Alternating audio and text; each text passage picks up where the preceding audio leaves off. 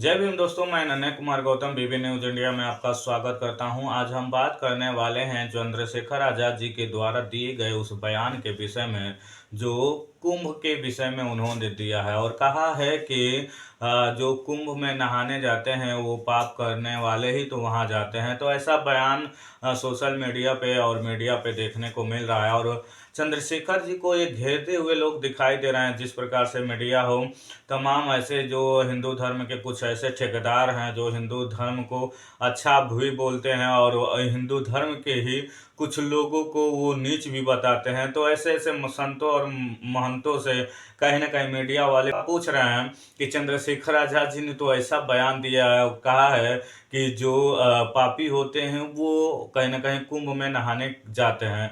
तो चंद्रशेखर आजाद जी का ये बयान कोई मतलब नई बयान नहीं है।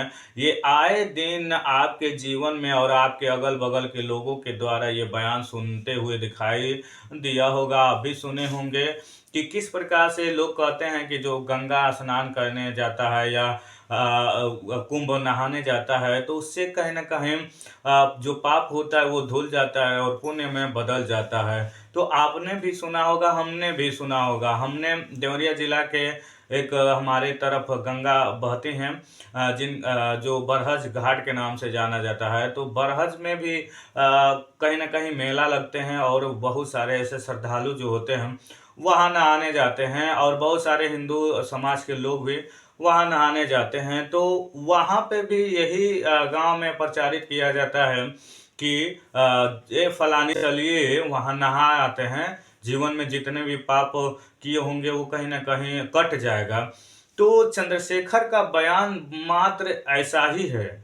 जिस प्रकार से लोग व्यवहार में कुंभ के विषय में ऐसा बोली जाती है कि कुंभ में नहाइए या गंगा जी में कहीं पे भी जो भी गंगा है उसमें नहाइए, तो जो परिणाम बताई जाती हो तो वो कहीं ना कहीं यही बताया जाता है कि आप जीवन में अपने पाप किए हैं तो उसे धुल जाएगा।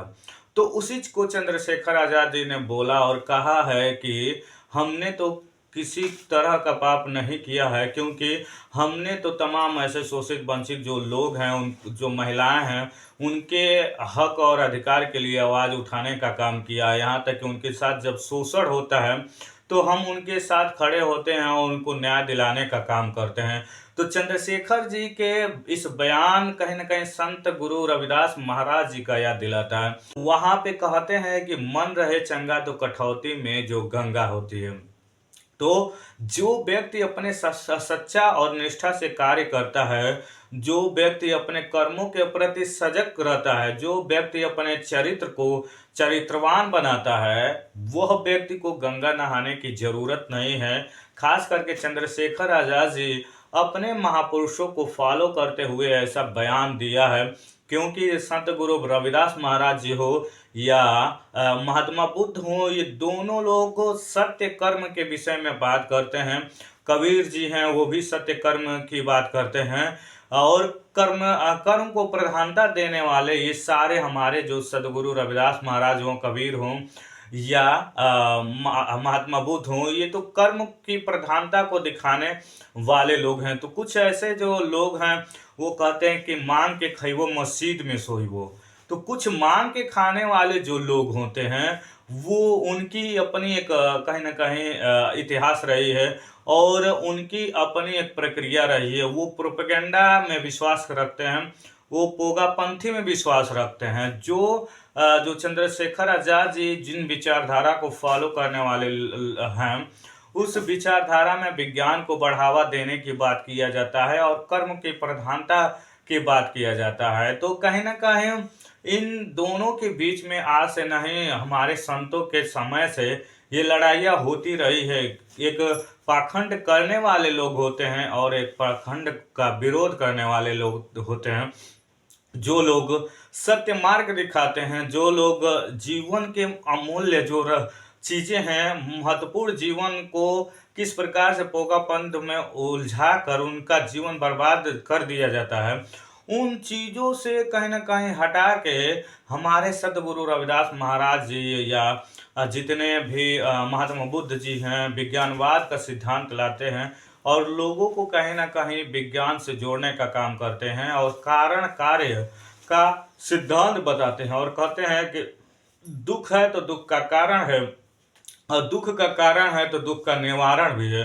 तो इसकी तलाश करना चाहिए, ना कि और कहीं पे भी जाना चाहिए जिससे उनको मुक्ति मिल सके। कोई भी ऐसा मुक्तिदाता नहीं है, कोई भी ऐसा व्यक्ति है जो आपको आपके जीवन को धन्य नहीं बना सकता है। आप स्वयं ही अपने जीवन को धन्य बना सकते हैं, आप स्वयं ही अपने जीवन को अपने उत्तम स्थान पे ले जा सकते हैं। इसका कहीं न कहीं आपके जीवन में जितने भी सारे दुःख हैं, तो उसकी दुःख के तलाश कीजिए कि कारण क्या है इसका दुःख होने का। और जब दुःख का कारण पता चल जाएगा, तो दुःख का निवारण पता चल जाएगा। जिस प्रकार से आपने देखा है कि आपके जीवन में आर्थिक कारण है, जो संकट के रूप में है, आर्थिक संकट घिरा हुआ है। तो अगर आर्थिक संकट को आप दूर करना चाहते हैं, तो कितना भी आप बड़ा हवन पूजा कराएँगे तो आपका मुक्ति नहीं मिल सकता है, जब तक उस अर्थ के संचय करने के लिए कोई योजना नहीं बनाते हम।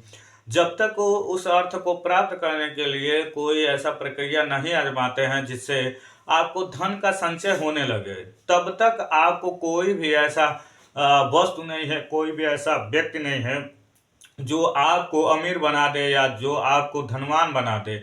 इसके लिए आपको कहीं न कहीं कर्म करना पड़ेगा। कर्म की प्रधानता कहीं न कहीं हमारे समाज में रहा है, हमारे महापुरुषों के भीतर रहा है, और सारे लोग महापुरुष जितने भी थे वो कर्मवादी थे। और उसी कर्मवादी सोच को चंद्रशेखर आज़ाद जी ने आप लोगों के बीच में रखा है। फैसला आप लोगों के हाथ में है कि क्या आप कौन से मार्ग को अपनाना चाहेंगे और किस तरफ आप जाना चाहेंगे।